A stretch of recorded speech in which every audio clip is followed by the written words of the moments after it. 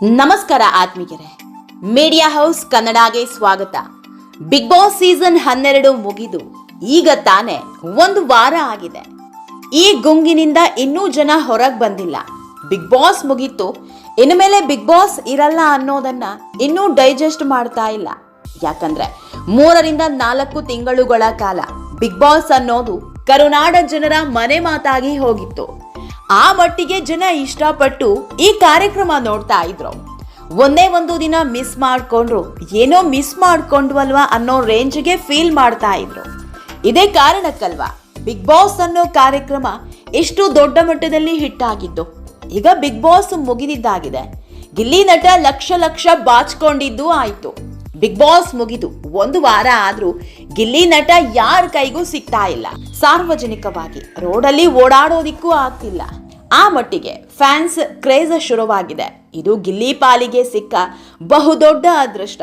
ಇದೇ ಗೊಂಗಲ್ಲೇ ಗಿಲ್ಲಿ ನಟ ತೇಲಾಡ್ತಾ ಇದ್ದಾರೆ.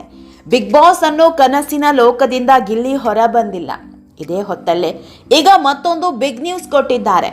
ತಮ್ಮ ಬದುಕಿನ ಬಹುದೊಡ್ಡ ಹೆಜ್ಜೆ ಇಡೋದಕ್ಕೆ ಮುನ್ನುಡಿ ಬರೆಯೋದಕ್ಕೆ ಸಜ್ಜಾಗಿದ್ದಾರೆ. ಇದೆಲ್ಲದರ ಬಗ್ಗೆ ಇವತ್ತಿನ ವಿಡಿಯೋದಲ್ಲಿ ಹೇಳ್ತಾ ಹೋಗ್ತೀವಿ. ಅದಕ್ಕೂ ಮೊದಲು ನೀವಿನ್ನೂ ನಮ್ಮ ಚಾನೆಲ್ನ ಸಬ್ಸ್ಕ್ರೈಬ್ ಮಾಡಿಲ್ಲ ಅಂದರೆ ಮಿಸ್ ಮಾಡಬೇಡಿ, ಈಗಲೇ ಸಬ್ಸ್ಕ್ರೈಬ್ ಮಾಡಿ. ಈ ವಿಡಿಯೋನ ಕೊನೆವರೆಗೂ ನೋಡಿ, ನಿಮ್ಮ ಅನಿಸಿಕೆಗಳನ್ನು ಕಾಮೆಂಟ್ ಮಾಡಿ. ಆತ್ಮೀಯರೇ, ಗಿಲ್ಲಿ ಹುಟ್ಟು ಕಲಾವಿದ. ತಾನೊಬ್ಬ ನಟ ಆಗಬೇಕು, ಸಿನಿಮಾ ರಂಗದಲ್ಲಿ ದೊಡ್ಡ ಮಟ್ಟಕ್ಕೆ ಗುರುತಿಸಿಕೊಳ್ಬೇಕು ಅನ್ನೋ ಕನಸು ಕಟ್ಕೊಂಡು ಬಂದ ವ್ಯಕ್ತಿ. ಓದಿದ್ದು ಅಷ್ಟಕ್ಕಷ್ಟೇ, ಆದ್ರೆ ಕಲಾದೇವಿ ಕೈ ಹಿಡಿದಿದ್ಲು.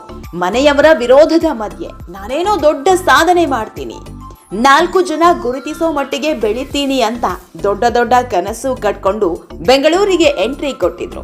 ಆದ್ರೆ ಮಾಯಾನಗರಿ ಬೆಂಗಳೂರು ನಾವು ನೀವು ಅನ್ಕೊಂಡಂತಿಲ್ಲ.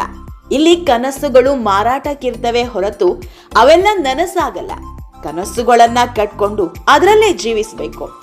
ಆದ್ರೆ ಕೆಲವೊಬ್ಬರ ಪಾಲಿಗೆ ಆ ಕನಸುಗಳೇ ನನಸಾಗಿ ಯಶಸ್ಸಿನ ಉತ್ತುಂಗಕ್ಕೆ ಏರಿಸುತ್ತೆ.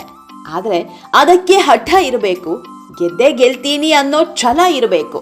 ಬಣ್ಣದ ಲೋಕದಲ್ಲಿ ಗುರುತಿಸಿಕೊಳ್ಳಬೇಕು ಅಂತ ಬಂದಿದ್ದ ಗಿಲ್ಲಿ ಯಾವುದೋ ಒಂದು ಕೆಲಸ ಸಿಕ್ಕರೆ ಸಾಕು, 3 ಹೊತ್ತು ಊಟ ಸಿಕ್ಕರೆ ಸಾಕು ಅನ್ನೋ ಹಂತಕ್ಕೆ ಹೋಗ್ತಾರೆ. ಆಗಲೇ ನೋಡಿ ಅರ್ಥ ಆಗಿದ್ದು, ಈ ಬೆಂಗಳೂರು ನಮಗಲ್ಲ ಅಂತ. ಬಣ್ಣದ ಲೋಕಕ್ಕೂ ನಮಗೂ ನಂಟಿಲ್ಲ ಅಂತ ಊರಿಗೆ ಗಂಟು ಮೂಟೆ ಕಟ್ಕೊಂಡು ಹೊರಡ್ತಾರೆ. ಅದು ಕೋವಿಡ್ ಕಾಲ. ಇಡೀ ಬೆಂಗಳೂರೇ ಖಾಲಿಯಾಗಿತ್ತು. ಎಲ್ಲರ ಜೊತೆ ಗಿಲ್ಲಿ ಕೂಡ ತಮ್ಮೂರು ಸೇರ್ಕೊಂಡಿದ್ರು.